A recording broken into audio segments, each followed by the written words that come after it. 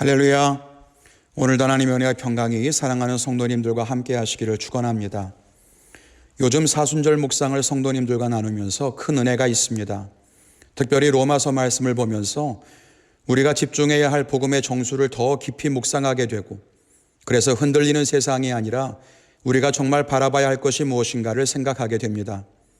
우리 성도님들도 비록 지금 질병으로 인해 혼란스럽고 세상이 요동하고 있지만 우리를 살게 하는 것은 오직 말씀밖에 없음을 기억하시고 각자의 삶의 자리에서 말씀의 반석에 굳건하게 서서 승리하시기를 주님의 이름으로 간절히 바랍니다. 오늘은 사순절 네 번째 날입니다. 로마서 2장 1절의 말씀을 생각해 보면서 함께 은혜를 나누는 시간이 되기를 바랍니다. 오늘 말씀은 남들을 판단하는 것에 대해 이야기합니다. 언뜻 보면 다른 사람을 비판하지 말라는 말처럼 들리지만 이 말씀은 로마서의 전체 맥락에서 볼 때 우리가 모두 하나님의 진노 앞에 설 수밖에 없는 죄인이며 하나님 앞에 의로운 사람이 아무도 없다는 것을 강조하고 있습니다. 몇 가지 생각해 보겠습니다. 그 첫째로는 우리는 남을 판단할 위치에 있지 않다라고 하는 것입니다. 이 판단한다는 말은 헬라어로 크리노라고 합니다. 이 말은 재판한다는 뜻을 가지고 있습니다. 그러므로 남을 판단한다는 말은 남의 잘잘못을 따지고 옳고 그름을 잣대질하는 것을 의미할 것입니다. 성경은 타인에 대해 판단하는 것을 큰 죄로 여깁니다. 왜 그럴까요? 사람을 판단하고 옳고 그름을 결정하는 것은 하나님만이 하실 수 있는 일이기 때문입니다. 따라서 우리가 다른 사람을 판단한다는 것은 하나님이 하셔야 할 일을 마치 내가 하나님이 되어 대신하는 것과 같기 때문에 그것을 큰 죄로 생각하는 것입니다. 그런데 우리가 얼마나 쉽게 남을 탓하고 판단하는지 모릅니다. 요즘 질병이 유행하면서 사람들이 서로를 향해 돌을 던지며 공격합니다. 처음에는 중국을 향해 공격하다가 시간이 지나서는 확진자들을 향해 공격하고 또 지금은 신천지를 향해 공격합니다.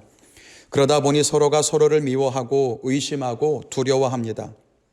그러나 우리가 같은 처지에 있을 수 있다는 것을 잊어서는 안 될 것입니다. 지금은 내가 이쪽에 있지만 혹시 내가 저쪽에 있을 수도 있지 않겠습니까? 우리는 남을 판단할 수 없습니다. 그럴 만한 자격이 없지요. 여기에는 몇 가지 이유가 있습니다. 먼저는 앞에 말했듯이 판단은 우리의 몫이 아니기 때문입니다. 그것은 하나님께서 하셔야 할 일입니다. 우리가 남을 판단한다면 우리가 하나님의 자리를 대신하는 교만의 죄를 범하게 됩니다.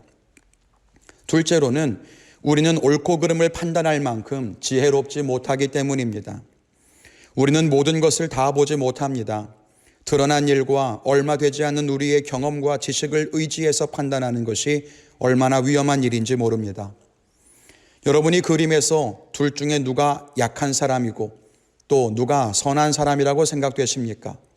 그러나 그 결과는 다릅니다. 이렇게 우리는 모든 것을 다 알 수 없다는 것입니다. 셋째로는 오늘 말씀처럼 우리도 똑같은 죄인이기 때문입니다. 수렁에 빠진 사람이 옆에 사람에게 당신이 주의가 부족하니 수렁에 빠진 거 아니냐며 손가락질한다면 얼마나 우습겠습니까? 우리가 그런 잘못을 범해서는 안 되겠습니다. 가늠하다 붙잡힌 여인 앞에서 예수님이 말씀하신 것이 그것 아니겠습니까? 너희 중에 죄 없는 자가 있다면 그가 먼저 돌을 던지라. 우리 모두가 다 죄인이라는 것을 알고 겸손해야 할 것입니다. 바이러스로 인해 사람들이 서로 의심하고 서로를 멀리하는 이때에 우리 믿는 자들은 서로를 향한 공격과 원망을 멈추고 모두가 다 아픈 사람이라는 사실을 기억하며 우리 모두를 위해 더욱 기도해야 할 것입니다. 두 번째로 생각할 것은 모두가 죄인이고 모두가 의인이라는 사실입니다. 우리는 모두가 죄인입니다. 하나님의 의 앞에서 스스로 의롭다고 할 사람은 아무도 없습니다. 먼저 믿은 자나 늦게 믿은 자나 많이 섬긴 자나 그렇지 못한 자나 우리는 모두 죄인입니다. 그러나 우리의 믿음은 거기에서 그치지 않습니다. 나아가서 우리는 모두가 의인입니다. 이 말에 오해가 있을 수 있으니 앞에 믿는 자는 이라는 단서를 붙여야겠습니다. 믿는 자는 모두가 의인입니다. 하나님의 은혜로 말미암아 믿음으로 하나님의 완전한 의를 입은 우리는 의인입니다. 누구도 죄인이 아닙니다. 죄의 형벌은 예수 그리스도에게로 옮겨가고 우리에게는 영원한 생명이 있습니다. 이것이 복음 아니겠습니까? 그러니 의인인 사람들을 어떻게 판단하고 비난할 수 있겠습니까? 우리는 하나님의 형상으로 지음받은 사람입니다. 다른 사람을 비난한다는 것은 하나님의 형상을 향해 비난하는 것과 같음을 알아야 합니다. 하물며 구원받아 하나님의 의를 입은 사람을 비난하는 것은 옳지 못합니다. 내가 볼 때에는 잘못을 저지른 사람이고 벌을 받아 마땅한 사람으로 보일 수 있겠지만 하나님은 그 사람을 위해서 독생자를 피 흘려 죽게 하셨고 그 사람이 그것을 믿는다면 그는 구원받은 사람입니다.